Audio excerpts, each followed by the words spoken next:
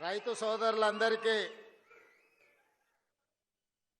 తెలంగాణ రాష్ట్ర ప్రభుత్వం తరఫున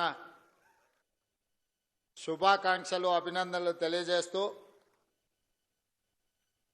ఈ రైతు భరోసా కార్యక్రమాన్ని ఏర్పాటు చేసి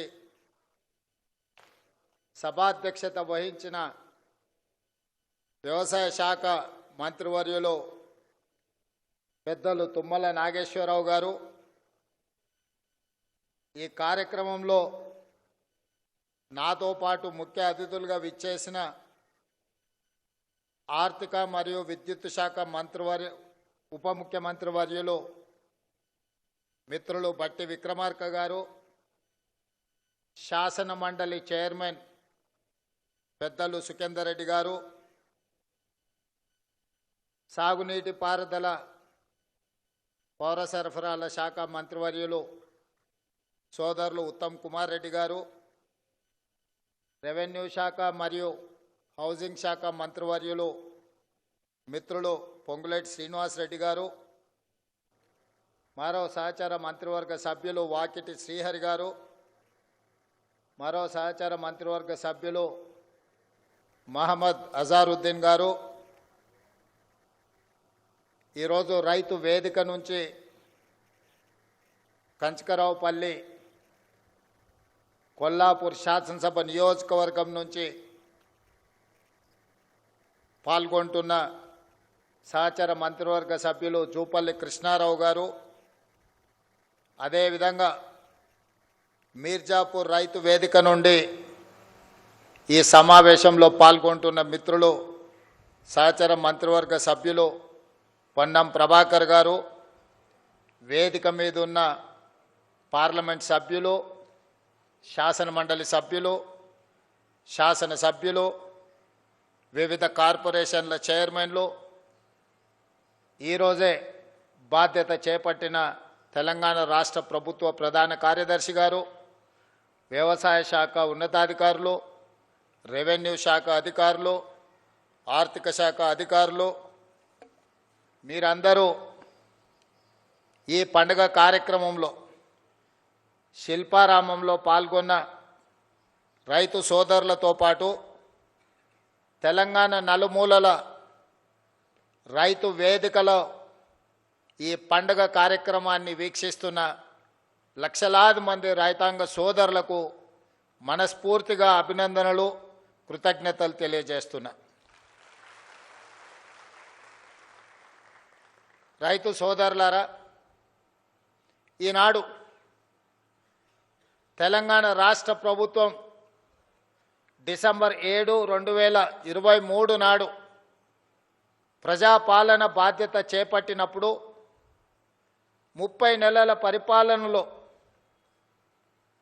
ఎదురవుతున్న సమస్యలు, వాటికి చూపిస్తున్న పరిష్కారాలు, ఈ 30 నెలల్లో రైతు సంక్షేమం కోసం రైతును తలెత్తుకొని ఆత్మగౌరవంతో బ్రతికే విధంగా వ్యవసాయం దండగ కాదు, వ్యవసాయం అంటే ఒక పండగలా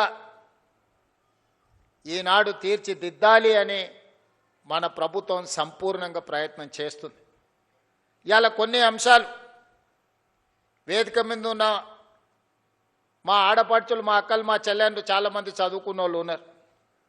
మా యువమిత్రులు ఒకప్పుడు పంచగట్టుకొని వ్యవసాయం చేసే కాడి నుంచి పాయింట్ షర్ట్ వేసుకొని వ్యవసాయం దాటి ఈరోజు సూట్ వేసుకున్న సోదరులు కూడా వ్యవసాయ పనుల్లో నిమగ్నమవుతున్న సందర్భంలో కొన్ని అంశాలను మీ ముందు ప్రస్తావించాలని ఈరోజు నేను భావిస్తున్నా.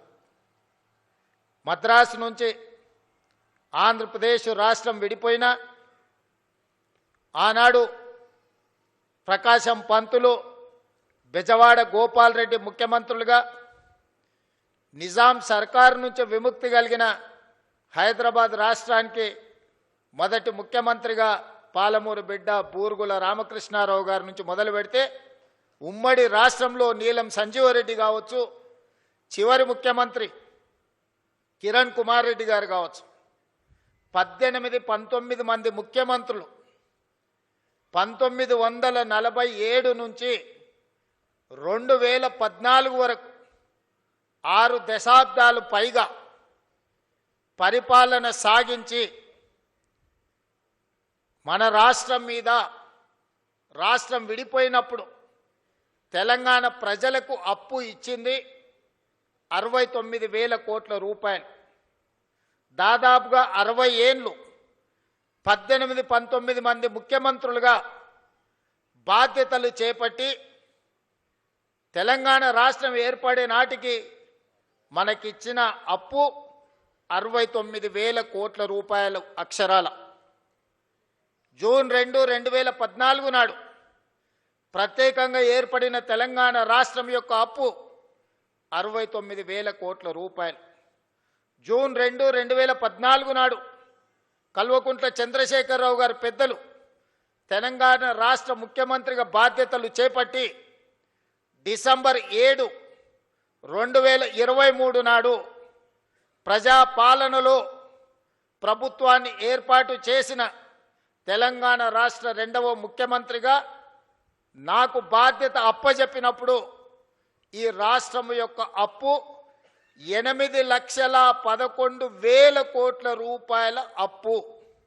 అక్షరాల 18 మంది ముఖ్యమంత్రులు దాదాపుగా 60 ఏళ్ళు 69,000 కోట్ల రూపాయల అప్పు చేస్తే కేవలం ఒకే ఒక్క కుటుంబం కల్వకుంట్ల చంద్రశేఖరరావు గారి కుటుంబము 7 లక్షల కోట్ల పైగా అప్పు చేసి రాష్ట్ర విభజన జరిగినప్పుడు 16,000 కోట్ల రూపాయల మిగులు ధనిక రాష్ట్రంగా తెలంగాణ రాష్ట్రాన్ని శ్రీమతి సోనియా గాంధీ గారు శ్రీ మన్మోహన్ సింగ్ గారు మనకు అప్పచెప్పితే అప్పుల ఊపిలో నిండా ముంచేసి మళ్ళీ లేవ్వడానికి కూడా అవకాశం లేకుండా మన మీద మన్ను గప్పి అప్పుల్లో నిండా ముంచి అప్పులు తప్పులు చేసి 8,11,000 కోట్ల రూపాయలతోని బాధ్యత అప్పచెప్పింది.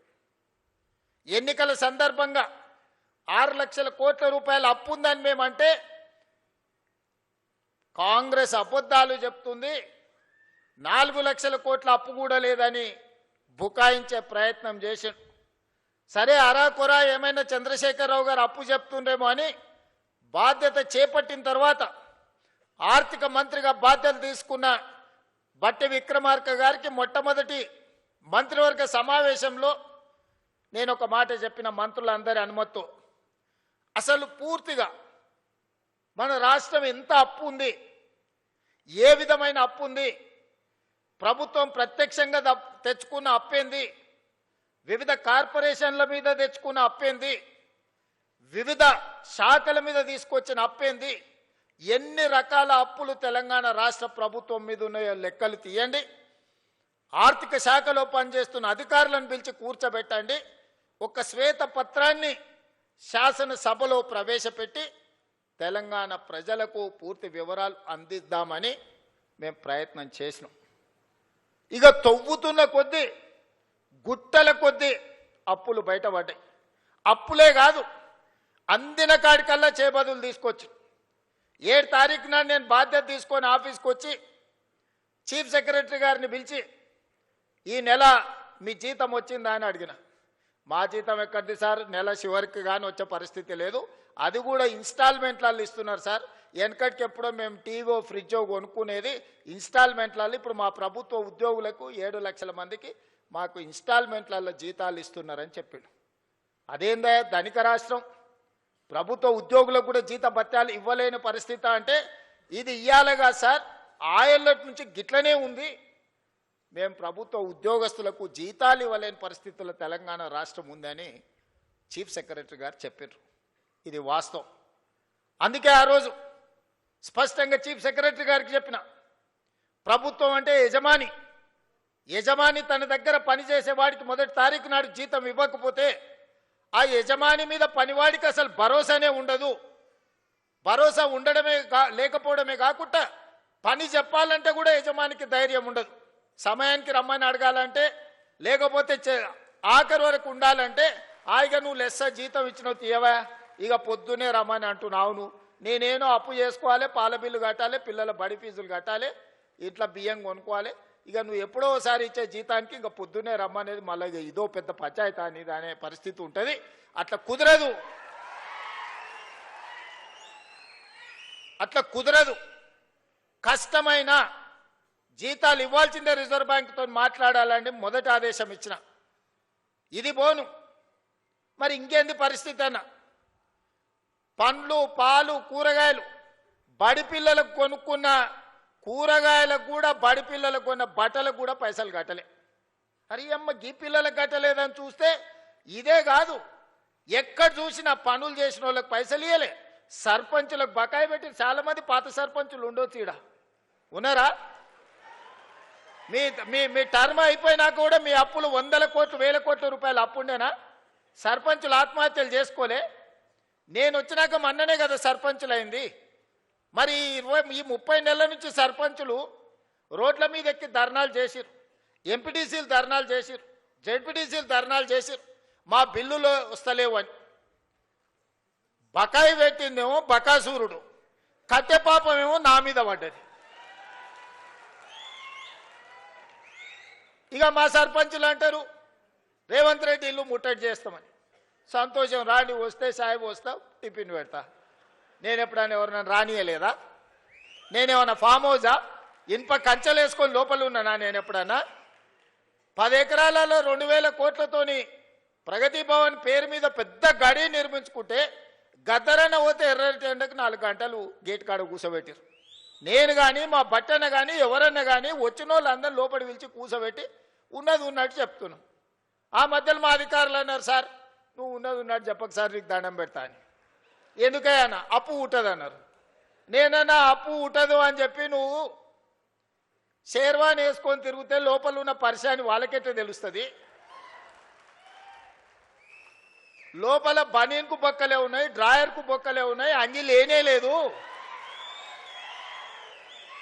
మీద షేర్వాన్ వేసుకొని నేను నవాబునని చెప్తే ఏం లాభం అయ్యా? మనం నవాబులం కాదు, చంద్రశేఖరరావు దెబ్బకు బికార్లుగా మారినాం. ఈ వాస్తవం వాళ్ళంతా మనోలే, వాళ్ళకి చెప్పాలి కదా. వాళ్ళకి చెప్పకుండా మనం దాచిపెడితే క్యాన్సర్ వస్తే ఇంటి ఆమెకు చెప్పలేదు అనుకో, డాక్టర్కు ఉన్న రోగం చెప్పలేదు అనుకో, సచ్చి ఊరుకుంటాం. అవునా? అందుకే నేను చెప్పిన ఇదంతే ఏం కాదు, ఏమైతే అదైంది కుల్లం కుల్ల ఉన్నది ఉన్నట్టు చెప్తా, లెక్కలు చెప్తా, ఉన్నది చెప్తా, చేసేది చెప్తా, చెప్పిందే చేస్తా. ఇది అని నిర్ణయించి నేను చెప్పిన. ప్రభుత్వ ఉద్యోగస్తులకు జీతాలు ఇవ్వలేని పరిస్థితి ఉంది, పిల్లలకు కాస్మెటిక్ ఛార్జెస్ ఇవ్వలేని పరిస్థితి ఉన్నది, హాస్టల్లో మెస్సు బిల్లులు కట్టే పరిస్థితి లేదు. మా అక్కలు స్వయం సహాయక సంఘాలలో ఉన్నారు, వంటలు చేస్తే వంటల పైసలు కూడా ఇచ్చలేని పరిస్థితి ఉండే. చాలా మంది మా అక్కలు ఈడు ఉన్నారు, రైతు వేదికలలో చాలా మంది ఉన్నారు. ఊర్లలో బల్లె పిల్లలకు వండి పెడితే వండి పెట్టిన వాళ్ళకు కూడా మనం పైసలు ఇవ్వలేని పరిస్థితి. అప్పులు తెచ్చి వాళ్ళు కూరగాయలు మితికి తెచ్చి పిల్లల కూరలో బడికి వండి పెట్టామంటే కూరగాయలు ఉప్పు పప్పు బెల్లం చింతపండు కోడిగుడ్డు వాళ్ళే బాకీలు తెస్తే మితి కట్టలేక చచ్చిపోయారు. మా అక్కలు ఇజ్జత్ కోసం మెడలు ఉన్న బంగారం చెవులకున్న పోగులు అమ్మి ఆ అప్పు కట్టారు. ఆ పరిస్థితి ఉండే. ఇట్లాంటి దివాలా తీసిన సంసారాన్ని అప్పుల పాలు చేసి ఏం అర్థం కాకుండా గందరగోళం చేసి అప్పులు చేసుడే కాదు అడ్డగోలుగా తప్పులు కూడా చేసాడు. ఏడిపోయినా ఇజ్జత్ లేకుండా ఢిల్లీకి పోతే ఇజ్జత్ లేదు, గల్లీకి పోతే ఇజ్జత్ లేదు, పక్క రాష్ట్రానికి పోతే ఓయమ్మ ఇటు తెలంగాణలో ఇంతో మాట్లాడితే ఏం అడుగుతాడో అన్నట్టుగా తప్పించుక తిరిగే పరిస్థితి ఉండే. అట్లా సంసారం మొదలుపెట్టి 30 నెలల సమాజంలో గౌరవాన్ని పెంచుకుంటూ సమస్యల్ని పరిష్కరించుకుంటూ విధ్వంసం అయిపోయిన తెలంగాణ వికాసం వైపు నడిపించుకుంటూ ఒకటొకటిగా సమస్యల్ని పరిష్కరించుకుంటూ మిమ్మల్ని అందరినీ సమన్వయం చేసుకుంటూ పొద్దున్న లేతే రాత్రి వరకు మీ మధ్యలోనే ఉండి తప్పించుక తిరగకుండా ఫామ్ హౌస్లో వండుకోకుండా ఎప్పుడైనా మీ మధ్యలోనే ఉంటే ఇంకేం చేస్తారా? కష్టం ఉందనంటే ఓ రోజు కోపం వస్తుంది, ఇంకో రోజు అయ్యో పాపం పిల్లగాడు ఏదో తిప్పలు పడుతున్నాడా, నడవని సంసారం నడుపుతున్నాడు కదా అని అంటారు. తప్పించుకు తిరుగుతామంటారు, వీడు ఉత్త దొంగోడు ఉన్నట్టున్నాడా, ఎమ్మ దొడ్లకు రాడు దొంగోడు కాదు అన్నట్టుంది సంసారం. ఇట్లాంటి దొంగోడు ఎట్లా ముఖ్యమంత్రి అయ్యిండా అనుకునే ప్రమాదం ఉందా? మరి అందుకే ఇయ్యాల ఏం చేసింది ప్రభుత్వం అని అడుగుతారు. నేను సూటిగా కొన్ని లెక్కలు వ్యవసాయానికి రైతుల గురించే చెప్పదలుచుకున్న, మిగతా అన్నీ నేను ఈరోజు చెప్పదలుచుకోలేదు. ఎందుకంటే ఇది రైతుల పండుగ, ఇది రైతు వేదిక. ఇది శిల్పారామం కూడా ఒక రైతు వేదికగా మార్చి ఇవాళ మా వ్యవసాయ శాఖ కమిషన్ కోదండ రెడ్డి గారితో సహా మా సభ్యులందరూ ఈరోజు రైతుల కోసం మంచి ఎట్లా చేయాలన్న ఆలోచనతోని ఇవాళ వందలాది రైతు వేదికలలో ఇవాళ మనోళ్ళందరూ కూర్చొని ఉన్నారు. నేను ఇవాళ ఉన్న విషయాలు మీ ముందర చెప్పదలుచుకున్నా. మీకు చెప్పకపోతే మీరు ఊరికెళ్ళి ఊర్లో మన పాలెళ్ళకో లేకపోతే మన దగ్గర ఉన్న వ్యవసాయ మన సహచరులకు చెప్పకపోతే ఈ సమస్య అనేది ఇట్లనే జటిలంగా మారుతుంది. ఇవాళ రైతు రుణమాఫీ 25,35,000 మంది రైతులకు 20,677 కోట్ల రూపాయలు 2 లక్షల వరకు రైతు రుణమాఫీ చేసిన మాట వాస్తవం కాదా? ప్రతి ఊర్లో రైతుల వివరాలు గ్రామ సభలలో చదివి వినిపించినాం. రైతు భరోసా ఆయన రైతు బంధు అన్నాడు. ఆ రైతు రాబంధు మీకు బకాయి పెడితే ప్రభుత్వం వచ్చిన ఎంబడే నెల తిరగక ముందే 7,000 కోట్ల రూపాయల పాత బకాయిలు మేం చెల్లించినాం. రైతు రాబంధువు మీ నెత్తి మీద పెట్టిపోతే నేను వచ్చి కట్టిన ఒడ్లు సివిల్ సప్లైస్ కార్పొరేషన్ కొని బకాయిలు పెట్టిపోతే ఉత్తమ్ కుమార్ రెడ్డి గారు వచ్చి ఈరోజు ఆ ఒడ్ల పైసలు ఆనాడు 2023 నాడు మీకు చెల్లించడం జరిగింది. ఇవాళ రైతు భరోసా 10,000 సంవత్సరానికి వాళ్ళు ఇస్తే 12,000కు పెంచి ఇప్పటి వరకు 27,000 పైచిలుకు కోట్ల రూపాయలు మీ ఖాతాలేసి ఇవాళ మరో 9,000 కోట్ల రూపాయలు వేయడానికి మొదటి విడత 9 రోజుల్లో మీ ఖాతాలో 9,000 కోట్లు వేయడానికి దాదాపుగా రైతు భరోసా మీద ఈ విడతతో కలిపితే 36,000 కోట్ల రూపాయలు ఈరోజు రైతులకు అందించిన చరిత్ర ఈరోజు ఈ ప్రభుత్వానిది. అదేవిధంగా కాంగ్రెస్ వస్తే కరెంటు ఉండదు, కాంగ్రెస్ వస్తే రైతులకి కరెంటు కష్టాలన్నారు. ఉచిత కరెంట్ ఎవరయ్యా కనిపెట్టింది? ఈ దేశంలో ఎవరికన్నా రైతులకు ఉచిత కరెంట్ ఇవ్వాలన్న ఆలోచన వచ్చిందా? ఆనాడు డాక్టర్ వైఎస్ రాజశేఖర రెడ్డి చేవెళ్ల నుంచి ఇచ్చాపురం వరకు పాదయాత్ర చేసినప్పుడు తెలంగాణ రైతాంగం అందరూ కాలిపోతున్న మోటార్లు పేలిపోతున్న ట్రాన్స్ఫార్మర్లు చూపించి మా రైతుల కన్నీళ్లు తీరవాలే, తెలంగాణ వ్యవసాయం మొత్తం కరెంటు మోటార్ల మీద ఆధారపడ్డ వ్యవసాయం అంటే కాంగ్రెస్ పార్టీ ఎన్నికల మేనిఫెస్టోలో పెట్టి ఉచిత కరెంటుని దేశంలో కనిపెట్టిందే కాంగ్రెస్ పార్టీ. ఉచిత కరెంటు కాంగ్రెస్ పార్టీ పేటెంట్. ఏ సన్నాసన్న ఉచిత కరెంటు మాది అన్నాడంటే మా అక్కలు చీపురు కట్ట మలిపి కొడతారు. ఆ ఎల్ల చాలా మంది అన్నారు ఉచిత కరెంట్ అంటే బట్టలు ఆరేసుకోవాల్సి వస్తుందని. ఇచ్చి చూపించి రాజశేఖర రెడ్డి గారు 2004 ముఖ్యమంత్రిగా ఎల్బీ స్టేడియంలో ప్రమాణ స్వీకారం చేసినప్పుడు 7 గంటల ఉచిత కరెంటుతో పాటు వందలాది కోట్ల రూపాయలు రైతుల కరెంటు బిల్లులను రద్దు చేసి లక్షలాది మంది రైతుల మీద ఉన్న క్రిమినల్ కేసెస్ను రద్దు చేసిన సంతకం, మొట్టమొదటి ఫైల్ మీద సంతకం ముఖ్యమంత్రిగా వైఎస్ రాజశేఖర రెడ్డి గారు కాంగ్రెస్ పార్టీ 2004 సంవత్సరంలో సంతకం పెట్టింది కాంగ్రెస్ పార్టీ కాదా? ఇవాళ గుడ్డొచ్చంట కోడిని బెదిరించిందంట. ఈడెవడో వచ్చి మేమిచ్చిన ఉచిత కరెంటుకు నీ ఖాతాలో రాసుకొని కాంగ్రెస్ వస్తే కరెంటు కష్టాలన్నాడు. ఆ ఉచిత రైతు కరెంటుకు ప్రతి నెల మా బట్టి విక్రమార్క గారు ఆర్థిక మంత్రి ఆయనే, విద్యుత్ శాఖ మంత్రి ఆయనే, ఎడమ చేత్తో ఇస్తుండు కుడి చేత్తో తీసుకుంటూ నెలకు 1,000 కోట్ల రూపాయలు ఇవాళ రైతులకు ఉచిత కరెంటు మీద 30,000 కోట్ల రూపాయలు 30 నెలల బట్టి విక్రమార్క గారు ఉచిత 24 గంటల ఉచిత విద్యుత్ కోసం రైతుల కోసం 30,000 కోట్ల రూపాయలు ఈనాటికి మనం ఖర్చు పెట్టినాం. బోనస్ కింద 4,000 కోట్లు దాదాపుగా ఉత్తమ్ కుమార్ రెడ్డి గారు ఇచ్చారు.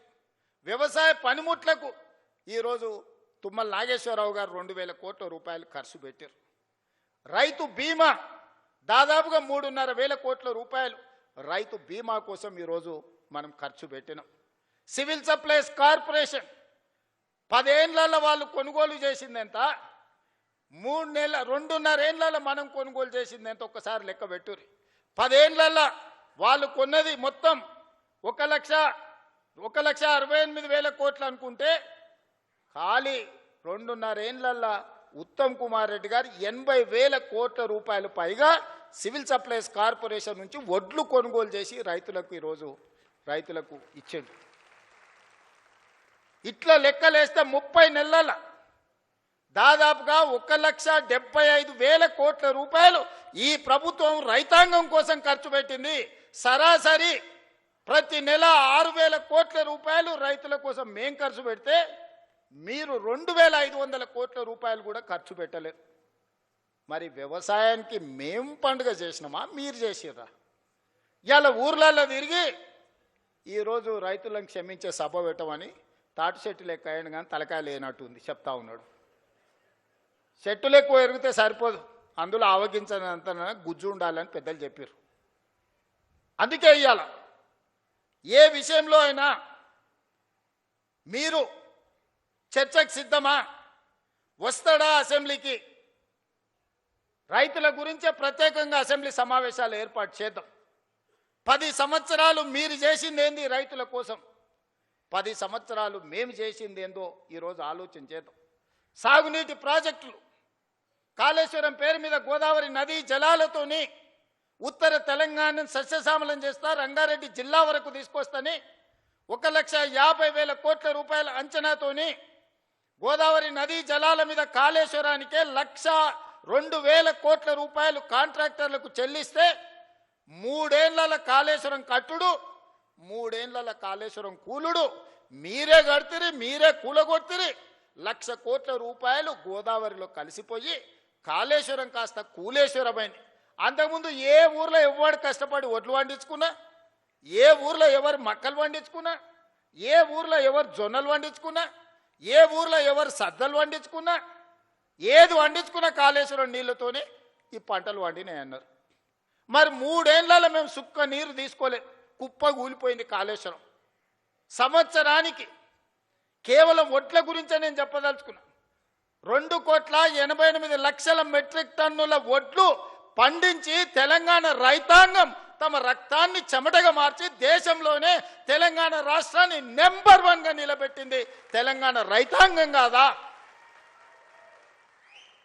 మా రైతు సోదరులు కష్టపడి రక్తాన్ని చెమటగా మార్చి పండించిన ఒడ్లు కాళేశ్వరం నీళ్లతో పండించిరని కథలు చెప్తావు కదా చంద్రశేఖరరావు గారు. ఈ కాశీ మజిలీ కథలు ఎన్ని రోజులు చెప్తారు మీరు? ఎన్నిసార్లు మోసం చేస్తారు? అందరినీ అన్నిసార్లు ఎల్లకాలం మోసం చేయలేరు చంద్రశేఖరరావు గారు. అందుకే ప్రజలు ఆలోచన చేసిర్రు, 10 ఏళ్ళ అవకాశం ఇచ్చిర్రు, చెప్పిందల్లా నమ్మిర్రు. హరికథ చెప్పు, బుర్రకథ చెప్పు, ఏ కథ చెప్తే ఆ కథ నమ్మిర్రు. ఏదో చేస్తాడో చూద్దాం పెద్ద మనిషి అని. చివరికి అన్ని కథలు విన్న తర్వాత గొలుసులు తెచ్చి బంధించి బకాసూరిని తీసుకుపోయి ఫామ్ హౌస్లో గట్టేసిర్రు బయటికి వెళ్ళకుండా. ఇక నిన్న మన పిల్ల రాక్షసులు బయలుదేరి వస్తాడు ఇక చంద్రశేఖరరావు రావాలని కోరుకుంటురని. ఎవడు కోరుకుంటున్నా? ఎవరికేమిచ్చారు? మీకంటే ఫామ్ హౌజులు ఇచ్చిర్రు, రాసుకోనికే పేపర్లు ఇచ్చిర్రు, చూపించుకోనికే టీవీలు ఇచ్చిర్రు, దోసుకోనికే తెలంగాణ రాష్ట్రాన్ని ఇచ్చిండు. మీకు రావాలేమో చంద్రశేఖరరావు, మా రైతులకు ఎందుకయ్యా? రైతు రుణమాఫీ చేయలేదు, 1,00,000 రూపాయలని 4 విడతలని అసలు లేదు, మిత్తి లేదు. చేతిలో అప్పు, చేతిలో సిప్ప, నెత్తి మీద అప్పు మిగిలిచ్చిపోయిండు. 2 సార్లు 1,00,000 రూపాయలు రుణమాఫీ అని చేసిండా? డబుల్ బెడ్రూమ్ అన్నాడు ఇచ్చిండా? దళితుల 3 ఎకరాల భూమి అన్నాడు ఇచ్చిండా? ఇంటికో ఉద్యోగం అన్నాడు ఇచ్చిండా? 1 కోటి ఎకరాలకు నీళ్ళు ఇస్తా అన్నాడు పారిచ్చిండా? ఏం చేసిండా నేను అడుగుతున్నాను మళ్ళా రానికి? ఒక్కటి చేసిండా? ప్రతిపక్షాలు మా జోలిన్నాడు ఫోన్లలో అంటే హార్టికల్చర్, అగ్రికల్చర్, ప్రాన్ కల్చర్ అన్ని కల్చర్లను సర్వనాశనం చేసిండు. ఓన్లీ తాగుడు కల్చర్ తెచ్చిపెట్టిండు మనకు. సందుల బెల్ట్ షాపులు, బుడ్డీ షాపులు తెచ్చిపెట్టిండు. ఆయల్లో మనం రైతు బజార్లు తెలిస్తే ఇవాళ బెల్ట్ బజార్లు తీసుకొచ్చి సందుల 7వ తరగతి చదివేటోని కూడా చేతులు బుడ్డి చేతిలో పట్టించాడు. ఆయన సాధించిన ఘన విజయం. ఆయన దేనికన్నా బ్రాండ్ అంబాసిడర్ అంటే ఇగో దీనికే బ్రాండ్ అంబాసిడర్. వెనకటికి గింత ఉండే నాయన తాగుడు. మీరు చెప్పురు సోదరులారా, ఇవాళ 4 ఇండ్లకు బెల్ట్ షాప్ వచ్చేసింది. ఒక కిరాణం కొట్టాయి 4 ఇండ్లకు. ఈ 4 ఇండ్లు నావే, నేనే సప్లై చేస్తాను కాడికి వచ్చింది ఊర్లలో.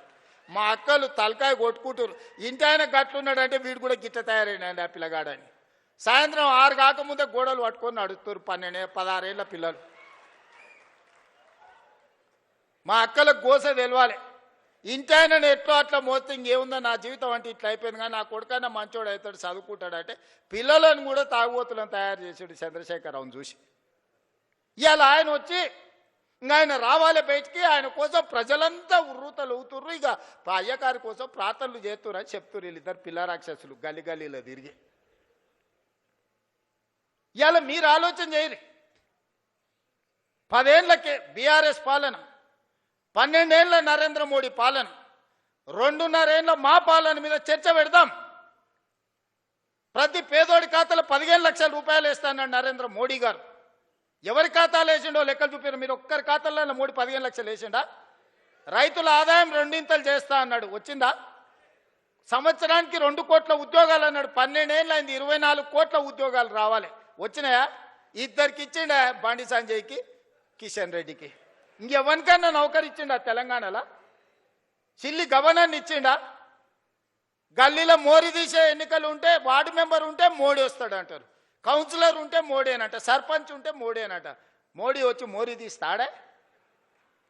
పెళ్లి పెద్దను చూపించి పిల్లని ఇస్తే పిల్లగాడు సంసారం చేయకపోతే ఎవరిని అడుగుతామే? పెళ్లి పెద్దను చూసి పిల్లని ఇస్తామా? మనందరం వ్యవసాయం చేసిన గ్రామాల నుంచి వచ్చిన వాళ్ళమే కదా.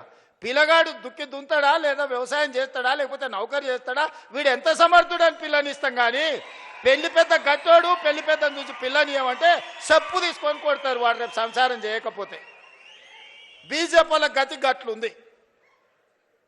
నిన్నమాని ఒక ఆయన వచ్చిండు, నవీనో నమోనానో, ఆయన పేరు ఏందో నాకైతే మొత్తం తెలియదు, కానీ ఆయన వచ్చి చెప్తుండు వచ్చేది మాదే అని. ఏంది వచ్చేది మీది? పన్లీగులో పట్టించాలి. వెస్ట్ బెంగాల్ వచ్చింది వస్తాను, వెస్ట్ బెంగాల్ 15 ఏళ్ళు పట్టింది, తెలంగాణలో కూడా గదే గతి అవుతుంది మీకు. ఆడేనో మమతా బెనర్జీ గారు కాబట్టి మీ పప్పులు ఉడికినాయి. ఈడ మా వాళ్ళు అందరు ఉన్నారు, ఈయనే ఉన్నారు, దంచుతారు. అందుకే మిత్రులారా, ఇవాళ రైతులను ఆలోచన చేయమంటున్నా. 8,11,000 కోట్ల రూపాయల అప్పు నుంచి, నెల జీతాలు ఇవ్వలేని పరిస్థితి నుంచి ఒకటొకటిగా 8,000 కోట్ల రూపాయలు రిటైర్మెంట్ బెనిఫిట్స్ ప్రభుత్వ ఉద్యోగస్తులకు బకాయిలు పెట్టి 58 ఏళ్ల రిటైర్మెంట్ వయస్సును వాళ్లకు బెనిఫిట్స్ ఇవ్వాల్సి వస్తుందని 61 ఏళ్లకు పెంచితే 2024 నుంచి ప్రతి నెల 1000 మంది రిటైర్ అయ్యి 1000 కోట్లు నాకు అదనంగా రిటైర్మెంట్ బెనిఫిట్స్ ఇవ్వాల్సి వచ్చింది. ఆర్టీసీలో బంద్ పెట్టి వందలాది మంది కార్మికులు చచ్చిపోయి 100 రోజుల పైగా దీక్ష చేసి 100 మంది చచ్చిపోతే ఆర్టీసీ లాస్లో మునిగి నడవలేని పరిస్థితి, టైర్లకు ట్యూబ్లకు పంచర్లు వేసుకునే పరిస్థితి లేకుండా ఆర్టీసీ. ఇవాళ ఆర్టీసీ 1000 కోట్ల రూపాయల లాభంతో నడుస్తుంది. ఇవాళ సింగరేణి కష్టపెట్టి నిలబెట్టినాం, విద్యుత్ శాఖను ప్రక్షాళన చేసినాం, ఆర్థిక శాఖ ఈరోజు కష్టపడి నిలదొక్కుంటుంది. వ్యవసాయ శాఖ గురించి నాకంటే మీకెక్కువ తెలుసు. రెవెన్యూ శాఖ ధరణి పేరు మీద ఘడీల కోసం గులాంగిరి చేసే వ్యవస్థను తీసుకొస్తే ధరణిని బంగాళాఖాతంలో వేసి భూభారతి తీసుకొచ్చి ఈరోజు మీ సమస్యల్ని ఈ ప్రభుత్వం పరిష్కరిస్తలేదా? మా అక్కలు ఈయనే ఉన్నారు. ఆ ఎల్ల అమ్మగారింటికి పోవాలన్నా, అమ్మవారిని దర్శించుకోవాలంటే అయితే ఇంటాయనని అడగాలి, లేకపోతే పిల్లల్ని అడగాలి. బస్కి రాయి బిడ్డ, అమ్మని చూసి వస్తా అంటే ఇప్పుడు నువ్వు ఏముంది అమ్మ నీకు, దసరాకు వదువుగాని అనేటోళ్ళు ఉగాదికి అడిగితే. ఇవాళ ఇంటాయన బాయకాడిపోతే అక్క బస్ ఎక్కి చక్క పోయి అమ్మని చూసి మళ్ళీ వచ్చి ఎప్పటిలాగా వంట వండుకుంటా ఈటీవీ మా టీవీ సీరియల్ చూస్తుంది. అక్కలారా మీరు చెప్పండి, మీ తమ్ముడు ముఖ్యమంత్రి అయినప్పటి నుంచి ఎవరన్నా మిమ్మల్ని ఒక్క పైసనన్నా బస్ కిరాయి అడిగినరా? అక్క ఒట్టేసి చెప్పురి, 7 కన్నా ఎవరన్నా అడిగిర్రా? ఉచితంగా బస్సు ఇవ్వలే అక్క మీకు అందరికీ? 11,000 కోట్ల రూపాయలు మీ తరఫున ఆర్టీసీకి నేను కడితే ఇవాళ 1000 కోట్ల రూపాయల లాభంతో ఆర్టీసీ నిలబడ్డది. మా అక్కల్ని అందరినీ ఆర్టీసీ బస్సులో మారాన్నులాగా పోతుంటే ఆటో వాళ్ళని రెచ్చగొట్టి ఆర్టీసీ ఆడబిడ్డలకు బంధు పెట్టురని ఆటో డ్రైవర్లను తీసుకొచ్చి మీ మీద ధర్నా చేయించాడు. చెప్పి ఇరుగుతుందని చెప్పిన ధర్నా చేయించినోనికి మా అక్కల దగ్గరకు పోయిరంటే ఇరుగుతుంది, ఏషాలు ఏ కూర మూసుకొని ఇంటికి పోరానంటే అందరు ఎక్కడోళ్ళు అక్కడ పోయిరు. అట్లా మా అక్కల్ని ఉచితంగా బస్సులో పోతురని అవమానకరంగా చూస్తుంటే 1000 బస్సులు కొనిచ్చి 1000 బస్సులకు యజమానులకు మా మహిళా సంఘాలను చేసి యజమానులను చేసిన మా అక్కలు ఇవాళ 1000 బస్సులకు యజమానులు. ఎవరో దాన ధర్మం మీద బస్సులో ఉచితంగా తీసుకుపోతే ప్రయాణం చేసేటోళ్ళు కాదు, 1000 బస్సులకు యజమానులు చేసిన. సోలార్ విద్యుత్ అంటే అదాని అంబానీ అంటే 1000 మెగావాట్ల సోలార్ విద్యుత్ మా ఆడబిడ్డలకు ఇచ్చి ఈరోజు విద్యుత్ ఉత్పత్తి చేసే పెట్టించి ఈరోజు బట్టిగారితో ఒప్పందం చేపించి ఇవాళ మా అక్కలకు అందరికీ సోలార్ విద్యుత్ ఉత్పత్తి చేసే యజమానులని చేపించిన. పెట్రోల్ బంకులు రిలయన్స్ నడుపుతుందంటే నారాయణపేట నుంచి ఈరోజు సంఘాలకు పెట్రోల్ బంకులు ఇప్పించి పెట్రోల్ బంకు యజమానులను మా అక్కలను చేయలేదా? రిలయన్స్తో పోటీ పడే విధంగా మా అక్కలు ఇన్నే ఉంది కదా, చెప్పమను. ఇవాళ ఈ శిల్పారామం హైటెక్ సిటీ అంటే అన్ని ఐటీ కంపెనీలు, విప్రో, మైక్రోసాఫ్ట్, లేకపోతే పెద్ద పెద్ద కంపెనీలు అని.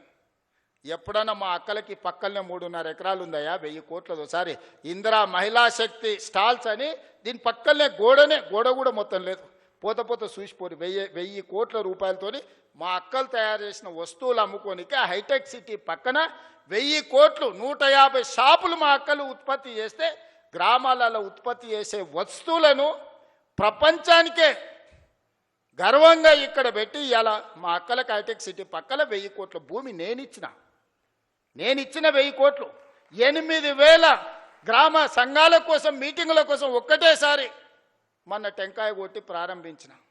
జిల్లా కేంద్రాలు తొందరలోనే 23 జిల్లాలలో వాళ్ళ మహిళా సంఘాలకు జిల్లా కార్యాలయాలు ఈరోజు కట్టిస్తున్నాం. ఇందుకోసం మేము పోవాలనా? పిల్లల ఫీజు రీఎంబర్స్మెంట్ పరిష్కరించి ఒక పద్ధతి పట్టుకొచ్చినందుకు పోవాలనా? తెలంగాణ ఉద్యమమే నిరుద్యోగ సమస్య కదా. ఓ శ్రీకాంతాచారి, ఓ కానిస్టేబుల్ కిష్టయ్య, ఓ ఈశాన్ రెడ్డి, ఓ వేణుగోపాల్ రెడ్డి, ఓ సురేష్ నాయక్, ఓ కవితా నాయక్, ఈ పిల్లలందరూ దేనికోసం చచ్చిపోయినరు? మేము అమరులమైనా సరే ఉస్మానియా యూనివర్సిటీ గేటును దాన్ని పెట్రోల్ పోసుకొని తగలబెట్టుకున్న యాదయ్య దేనికోసం చనిపోయిండు? యాదిరెడ్డి ఎర్రకోట ముందల చెట్టుకు ఉరేసుకొని దేనికోసం ప్రాణత్యాగం చేసిండు?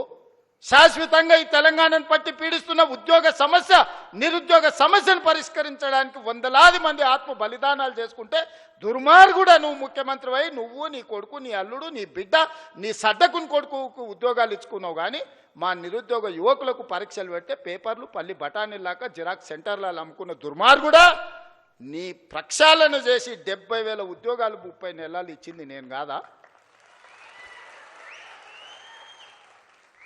ఆడ ఈడ కాదు, గ్రూప్ 1 ఈడి నుంచే 562 మందికి ఈ నుంచే ఉద్యోగ నియామక పత్రాలు ఇచ్చిన. పుల్లలు పెట్టి కేసులు పెడితే సుప్రీంకోర్టు వరకు పోయి కొట్లాడి 562 మంది పేదోళ్ళ బిడ్డల్ని కాపాడి ఇవాళ గ్రూప్ 1 అధికారులను చేసిన.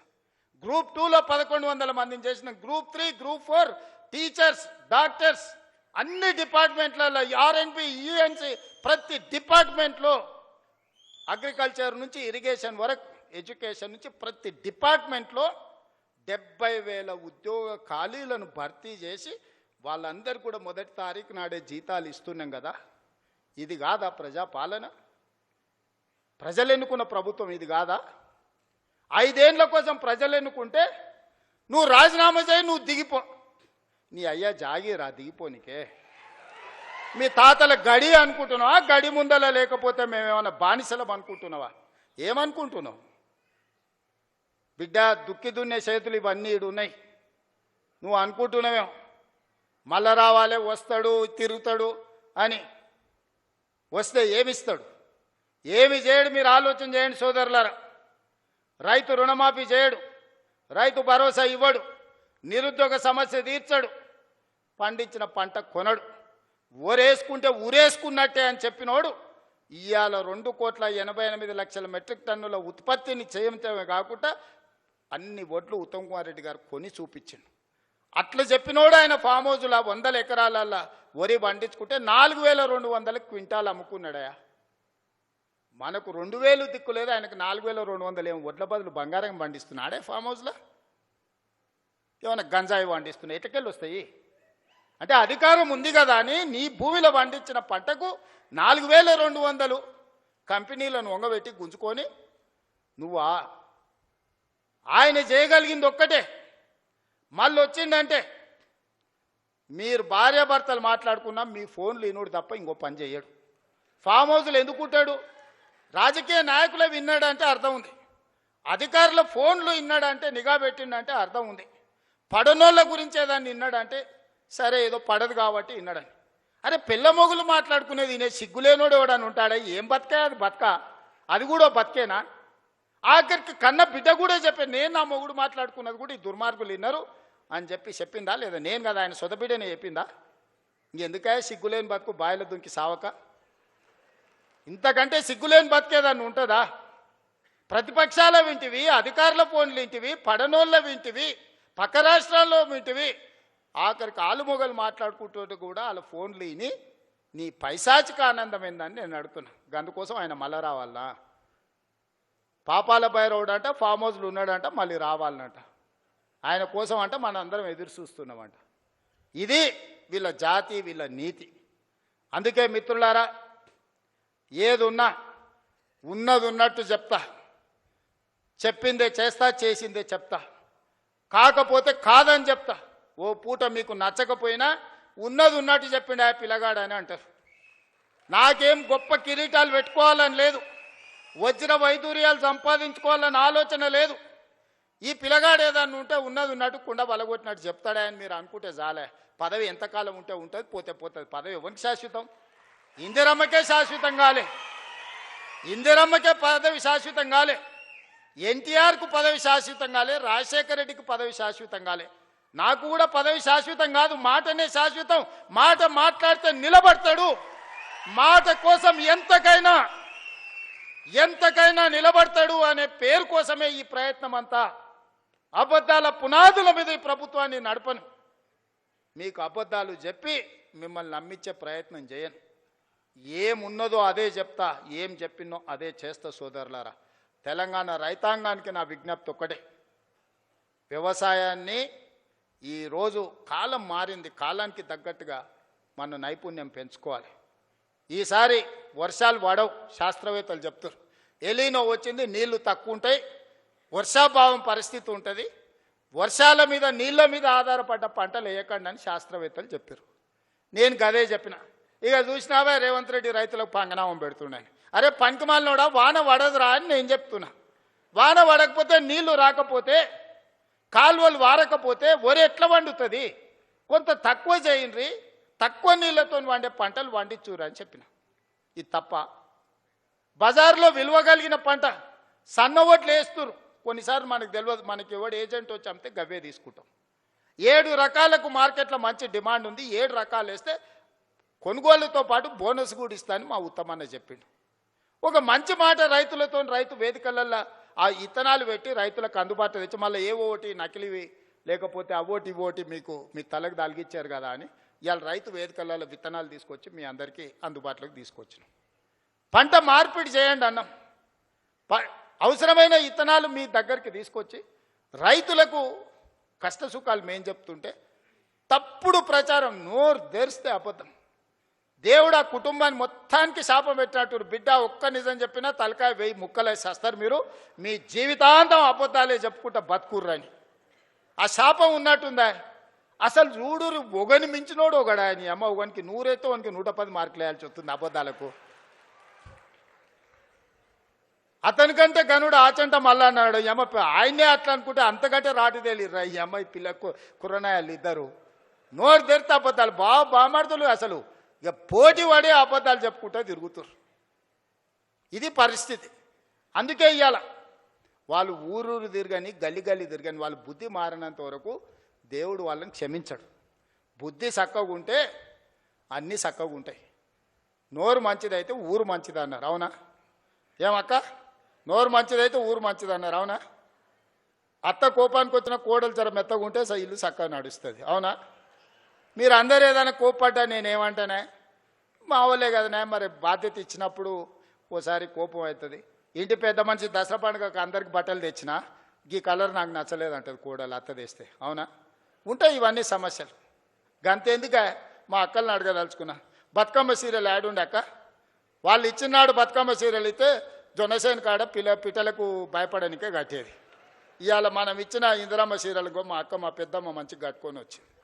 పండుగ నాడు మా తమ్ముడు ఉన్నట్టున్నాడు అని చెప్పి మా తమ్ముని కలుగుతా అని పండుగ పూట చీర పెడితే సారే అనుకుంటుంది పుట్టింటోళ్ళు పెడితే. ఇవాళ నేను పెట్టిన సీరియల్ కట్టుకొని మా అక్కలు వచ్చారు సంతోషంగా.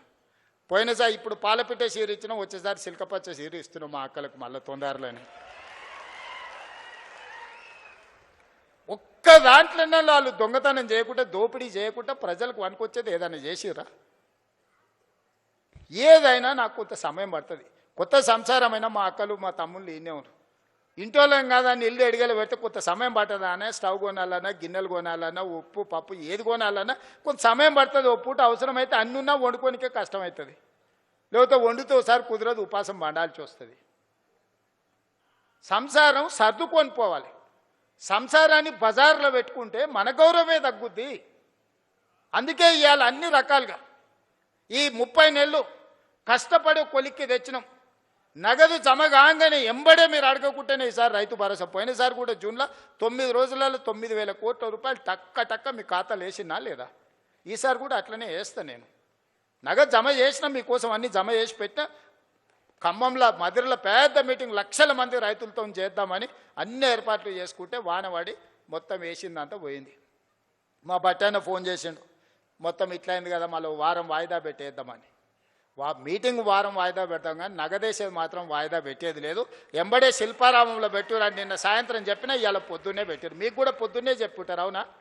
అంతేకాదు సాయంత్రం శిల్పారామం పోవాలని ఎప్పుడు చెప్పారు మా ఈర్లపల్లి శంకర్ వీళ్ళందరూ. మీకు అందరికీ ఇవాళ చెప్పిందే కదా. 3 రోజుల ముందు అయితే మీకు తెలియదు కదా ఈడు ఉందని. మరి ఏం జనార్దనన్న 3 రోజుల ముందు అయితే తెలియదు కదా. మరి ఇవాళ పొద్దుగాలు చెప్తే సాయంత్రానికి అంతా ఏర్పాటు చేసుకున్నాం. ఎందుకంటే మన ఇల్లు చక్కబెట్టుకునే బాధ్యత మనకు ఉండాలి. మా మద్దూరు నుంచి మా కృష్ణన్న కూడా వచ్చిండు. మద్దూరు నుంచి ఇక్కడికి రావాలంటే ఇవాళ తెలిసిందే కదా. కాబట్టి అందుకే ఇవాళ ఏది కూడా ఈ ప్రభుత్వం మీది, ఈ ప్రభుత్వం మనది, ఈ ప్రభుత్వం ప్రజలది, ఈ ప్రభుత్వం మా ఆడబిడ్డలది, ఈ ప్రభుత్వం మా రైతులది, ఈ ప్రభుత్వం మా నిరుద్యోగ యువకులది. ఇది మన ప్రభుత్వం. మంచిగా చేసుకుందాం. పోలీసు నియామకాలు 5,000 పరీక్షలకు నేను ఇవాళ 5,000 ఖాళీలకు నేను నోటిఫికేషన్ ఇస్తే ఈరోజు గతంలో ఇవ్వకపోతే ధర్నాలు ఉండేవి. ఇప్పుడు ఇస్తే ధర్నాలు చేస్తున్నారు. ఇది ఎక్కడదో. గతంలో మెట్రో కట్టమని మనం అనేది, ఇప్పుడు మెట్రో కట్టొద్దని వాళ్ళు అంటారు. గతంలో మూసీని ప్రక్షాళన చేయమని మనం అనేది, ఇప్పుడు మూసీ చేయడానికే వీల్లేదంటారు. గతంలో రీజనల్ రింగ్ రోడ్ కట్టండి అని వేయండి అని మనం అనేది, ఇప్పుడు వద్దంటారు. ఏది చూసినా వద్దో అని ఒర్లువోతుల్లాగా తయారైంది. మీరు ఒర్లినా, పొర్లుడు దండాలు పెట్టినా, మీరు ఎండ్రిని దాగి బాయిలో దుంకినా ఇవన్నీ పనులు చేస్తా. మీరందరూ నిండు మనసుతో ఆశీర్వదించండి. ఈ ప్రభుత్వం మీది. ఈ ప్రభుత్వాన్ని కంచేసి కాపాడుకున్న బాధ్యత మా రైతాంగ సోదరులదే. ఇవాళ ఏం చేయకపోయినా మీ భార్య భర్తలు మాట్లాడుకునేది అయితే ఇంటలేమయ్యా. ఓటు ఎక్కువనో ఓటు తక్కువనో ఇచ్చినాం కానీ మీ సంసారంలో సిచ్చు పెట్టే కేసీఆర్ లాంటి తప్పుడు పనులు మాత్రం చేయదలుచుకోలేదు. మళ్ళీ వచ్చిర్రా. ఇక చివరికి భార్య భర్తలు మాట్లాడుకునే స్వేచ్ఛ కూడా ఈ రాష్ట్రంలో లేకుండా పోతుంది. అట్లాంటి వాళ్ళని మళ్ళీ రానిచ్చే సమస్యనే లేదు. చాలా మంది దీంట్లో అరుంధతి సినిమా ఎంతమంది చూసిండ్రా? చేతురి. ఆ పశుపతిని బంధించిర్రా? గట్లనే ఫామ్ హౌస్లో బంధించిన పశుపతిని మళ్ళా గొలుసులు తెచ్చేది లేదు. అరుంధతి సినిమాలో రాక్షసుని ఎట్లయితే బంగళాల బూతు బంగళాలు వేసి బంధించినమో ఈ రాక్షసుని కూడా ఫామ్ హౌస్లో గొలుసులు వేసి మా రైతులు బంధించారు. బయటకు రానిచ్చేది లేదు. ఇక గదే జైలు, గదే మొత్తం. అంతేనా? సిద్ధమే కదా. మరి గట్టిగా సపట్లు కొట్టురు. ఇక బట్టనా నమ్మకం వచ్చిందా నీకు? నమ్మకం వచ్చింది కదా. ఓకే, ధన్యవాదాలు సోదరులారా.